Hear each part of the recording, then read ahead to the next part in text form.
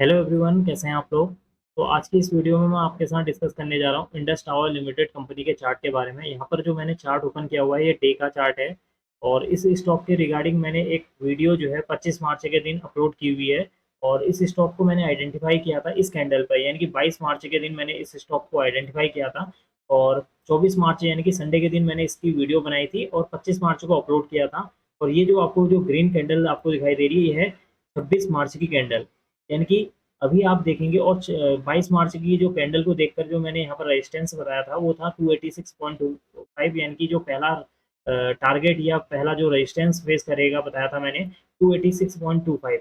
यहाँ पर स्टॉक ने रेजिस्टेंस फेस किया और एक दो दिन यहाँ पर स्पेंड करने के बाद फिर ऊपर की ओर को मूवमेंट दी। और उसके बाद जो नेक्स्ट मैंने यहाँ पर रेजिस्टेंस बताया था 315 रुपये 95 पैसे। और यहाँ पर फिर इसने जो है स्टॉक ने जो है एक रेजिस्टेंस फेस किया। और यहाँ पर स्पेंड करने के बाद 2-3 दिन, यहाँ 3-4 दिन यहाँ पे स्पेंड करने के बाद, रुकावट फेस करने के बाद फिर स्टॉक ने अपने ऊपर की ओर को फिर एक मूवमेंट दिखाई है। और अब स्टॉक जो मेरा जो तीसरा जो रेजिस्टेंस फेस था वहां पर घूमने में लगा हुआ है, यानी कि वहां पर जो है टाइम स्पेंड कर रहा है। पहला इसने यहाँ पर आप देख सकते हैं 18 अप्रैल को इसने जो है यहाँ पर जो है रेजिस्टेंस फेस किया। और यहाँ पर फिर 19 अप्रैल को इसने जो है रेजिस्टेंस को तोड़ने की कोशिश की, लेकिन रेजिस्टेंस को ब्रेक नहीं कर पाया। और प्राइस वापस जो है उसके नीचे क्लोजिंग हुई है, यानी कि ब्रेक करने की कोशिश की इसने ऊपर की ओर को, लेकिन क्लोजिंग जो एंड में है इस रेजिस्टेंस के नीचे हुई है इस यहाँ पर। और अगर आप 22 मार्च से इस कैंडल को देखें, 22 मार्च से इस स्टॉक के प्राइस को देखें, तो करीब 22 मार्च से यानी कि करीब 28 से 29 दिन में इस स्टॉक ने 32% का जो है रिटर्न ये स्टॉक दे चुका है। और इस स्टॉक के अंदर यहाँ पर से आप देखेंगे तो कंटिन्यू जो है मूव आपको देखने को मिलेगी। तो ये जो लेवल है अभी 356 मेरा जो है तीसरा जो है रेजिस्टेंस है या तीसरा टारगेट जो लेवल बताया था मैंने, ये क्या है। अब यहाँ पर स्टॉक यहाँ पर हो सकता है यहाँ पर थोड़ा दिन जो है यहाँ पर ये सस्टेन करे, या फिर हो सकता है इसको ब्रेक कर दे। इसको जो है यहाँ पर से हो सकता है यानी कि कल के दिन, यानी कि 22 अप्रैल के दिन स्टॉक का 22 या 23 अप्रैल के दिन स्टॉक का प्राइस इसके ऊपर जो है निकल जाए। लेकिन ये जो जोन आ चुका है ना, जो जिस प्राइस पर जो है स्टॉक अभी पहुंच चुका है, ये एक जो है सावधानी पूर्वक यहाँ पर काम करने की जरूरत है इस लेवल पर। क्योंकि ये स्टॉक अगर आप देखेंगे कंटिन्यू 28 से 29 दिन में इसने जो है करीब 32% का रिटर्न दे दिया। और अगर मैं इसके लिए अब जो है बताऊं कि अब कौन सा जो है इसके लिए जो है रेजिस्टेंस फेस करेगा, तो इसके लिए जो अब नेक्स्ट जो रेजिस्टेंस निकल कर आ रहा है करीब जो है 389, 389, 390 या 385 से 395 के बीच का एक मुझे जो है यहाँ पर रेजिस्टेंस जोन जो है नजर आ रहा है इस स्टॉक के लिए। अब इसके लिए जो नेक्स्ट यहाँ पर जो रेजिस्टेंस का काम करेगा वो है 389, ये 385 से 395 के बीच का जो एक यहाँ पर जोन है, यहाँ पर ये स्टॉक जो है एक रेजिस्टेंस फेस कर सकता है।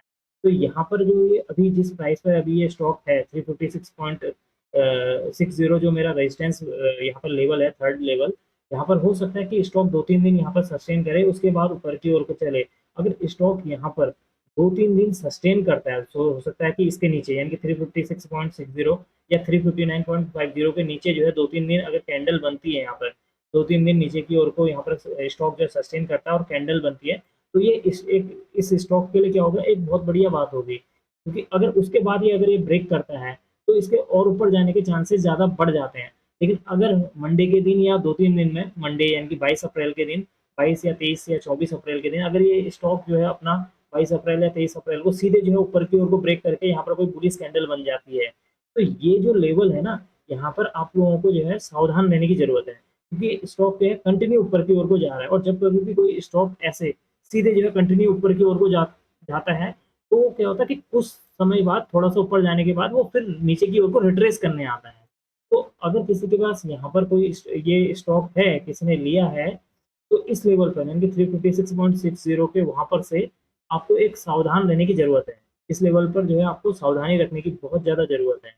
और अगर मैं नीचे की ओर को सपोर्ट बताऊं तो अब इसके लिए जो जो मेजर जो सपोर्ट का काम करेगा वो है 315.95। 315.95 जो है ये जो लेवल है, अब इसके लिए क्या काम करेगा, ये एक सपोर्ट के तौर पर काम करेगा।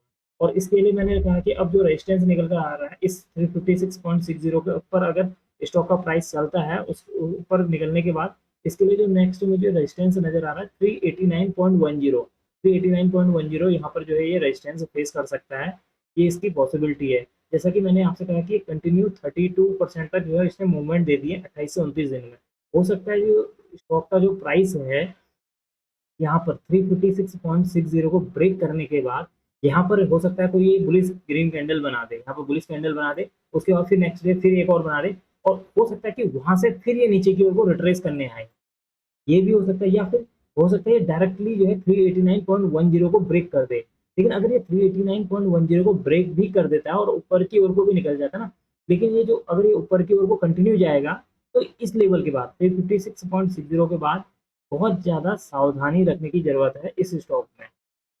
आपको अपना स्टॉप लॉस पता होना चाहिए यहाँ पर, कि आपको किस हिसाब से अपने स्टॉप को जो है, अपने जो पोजीशन है उसे एग्जिट करना है। आप जिस तरीके से भी आप एग्जिट करते हो, चाहे आप 2% 3% के हिसाब से करते हो, या स्विंग के बेस पे करते हो, या किसी सपोर्ट को फेस मान के कि अगर ये सपोर्ट ब्रेक करेगा तो उसके बाद मैं इस स्टॉक से एग्जिट कर दूंगा या कर लूंगी, तो इस तरह के जो स्टॉप लॉस के जो क्राइटेरिया होते हैं, जो भी आपके क्राइटेरिया सेट किए हुए हैं आपने, तो उस लेवल पर ना ये यहाँ पर सावधान रहना। इस लेवल पर 356.60 पे हो सकता है मंडे के दिन ये स्टॉक का प्राइस यहाँ से जो है, ये जो इसने हाई लगाया था 359.50 लगाया था यहाँ पर 19 अप्रैल के दिन, यहाँ से हो सकता है ये 315 या 335 तक नीचे की ओर को आए। हो सकता है पॉसिबिलिटी, अगर ये नीचे की ओर को आता है तो एक ये जो है एक हेल्दी जो है करेक्शन माना जाएगा। क्योंकि अगर ये थोड़ा बहुत नीचे रिट्रेस करने आता है तो उसके बाद फिर ये अगर ऊपर की ओर को जाता है, तो इसके अंदर इसके इस स्टॉक के अंदर जो है आगे की ओर को, यानी कि ऊपर की ओर को जो है बढ़ने के ज़्यादा चांसेस हो जाएंगे। तो यहाँ पर मैंने बताया कि जो इसके लिए अब जो पहला जो सपोर्ट निकल कर काम करेगा वो है 315 रुपये 95 पैसे, और जो दूसरा सपोर्ट काम करेगा वो 286.25 यहाँ पर जो है दूसरे सपोर्ट के तौर पर काम करेगा। और जो अभी मुझे इमीडिएट जो इसके बाद 56.60 के बाद जो है मुझे रेजिस्टेंस नजर आ रहा है वो है 389.10। और अगर ये 389.10 को ब्रेक कर देता है, तो इस स्टॉक ब्रेक करने के बाद ऊपर की ओर को सस्टेन करता है, तो इस स्टॉक के और ऊपर जाने के, यानी कि 400 और 450 तक जाने के आने वाले मंथ में या आने वाले वीक्स में पॉसिबिलिटी ज़्यादा बढ़ जाती है। बस कंडीशन ये है कि ये यहाँ पर 356.60 को किस तरीके से जो है यहाँ पर जो है सिचुएशन क्रिएट होती है। अगर यहाँ पर ये सस्टेन करता है, कुछ दिन सस्टेन करने के बाद कुछ नीचे आता है, उसके बाद ऊपर की ओर को तोड़ता है, ब्रेक करता है अपने रेजिस्टेंस को, तो ये क्या होगा, एक हेल्दी इस वे होगा इस स्टॉक का ऊपर जाने का।